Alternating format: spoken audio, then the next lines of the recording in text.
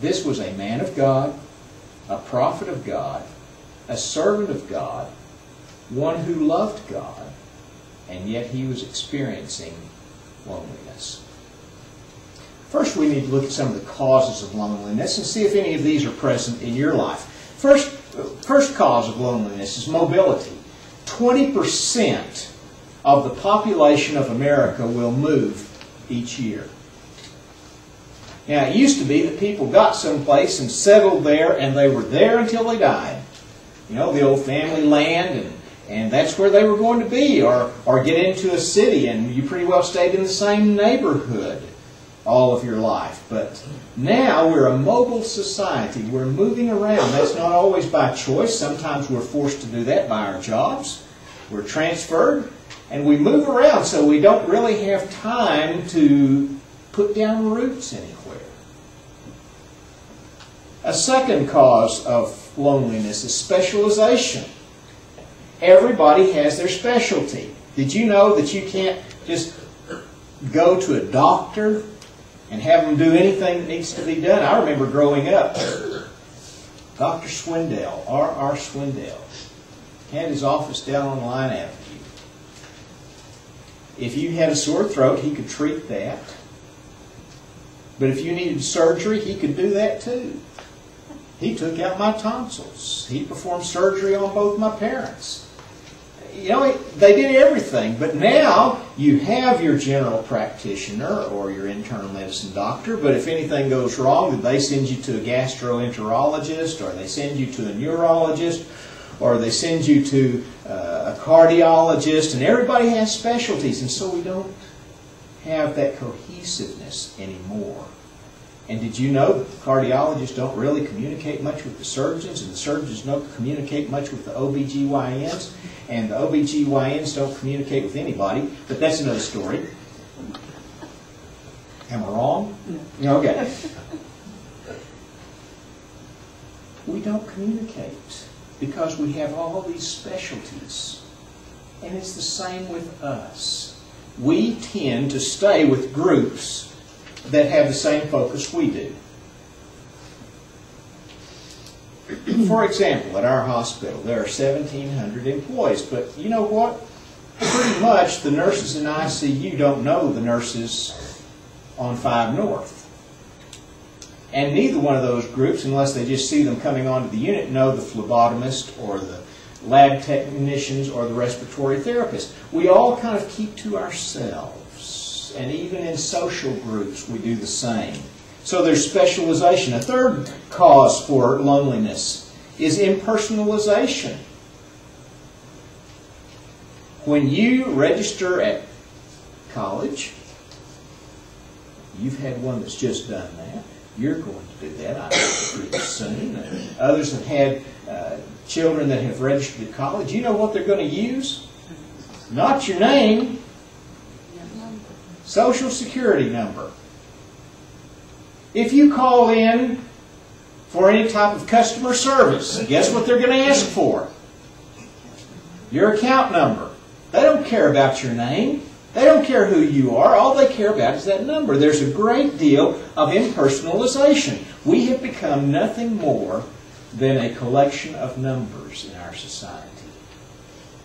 That leads to loneliness, because that implies that nobody really cares about you. A fourth cause for loneliness is communication. Now you would say, well, communication should help us with that, shouldn't it? Well, it should, except that what we have come to rely on for communication are things like television or the internet. And you never have to see a person to communicate with them. We have emails. We have text messages. My oldest son came over the other night. He was trying to hook up a thing for me.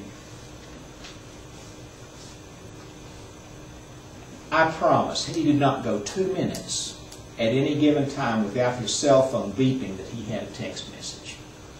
But you don't have to see the people. And if you're watching TV, you can be in the same room with somebody and never communicate with them. So communication has become an issue for loneliness. And then the fifth reason for loneliness is urbanization. We have become a neighborhood of strangers. I can remember when I was young, we knew everybody that lives on that block.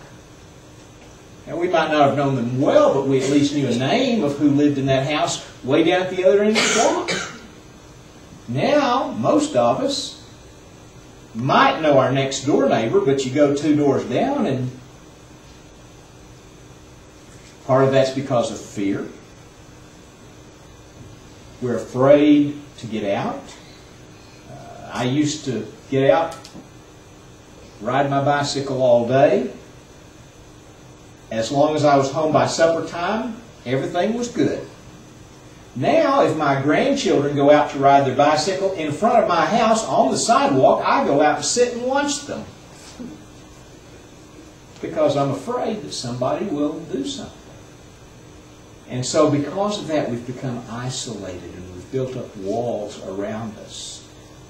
That urbanization leads to loneliness. We've become neighborhoods of strangers. What are the characteristics of loneliness? First of all, it has no regard for age. Children can be lonely. We see an increasing number of children who are latchkey kids. They get out of school, they go home, they stay by themselves until mama or daddy get off work and get home. And they can be lonely.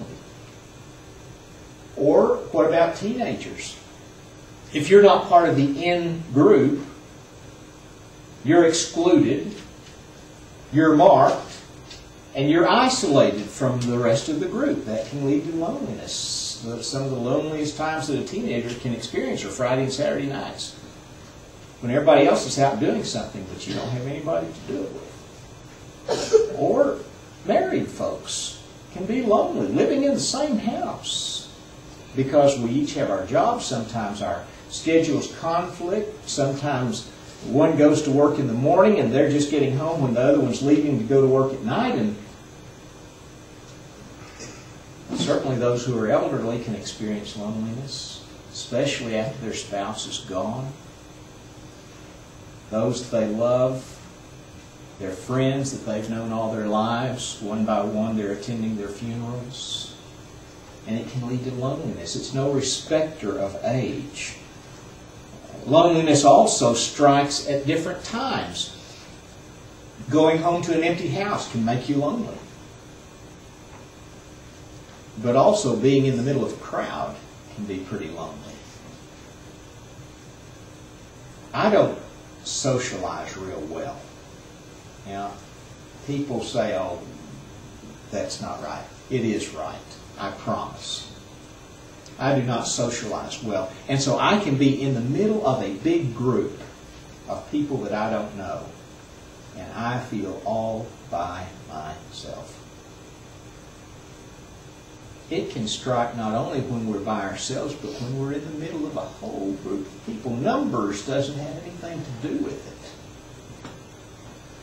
Some of the loneliest times I have felt is when I've been in a group of people where I didn't know anybody.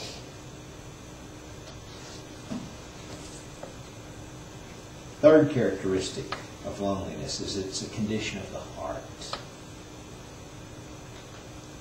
It's how we respond. Loneliness is here. Now, am I lonely because there aren't any people around? No, there are people all around me. Then what's the problem? The problem's here. I don't socialize well. I don't intermingle well.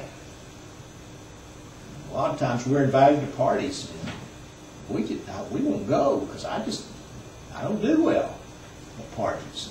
So if you've invited me to a party and I haven't come, don't think it's you, it's me, because it's a problem of the heart, okay? And a fourth characteristic of loneliness is it is different than aloneness.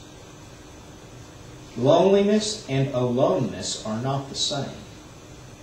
We need aloneness at times. We need to be alone for prayer, for Bible study, for meditation, We need to be alone at times so that God can speak to us.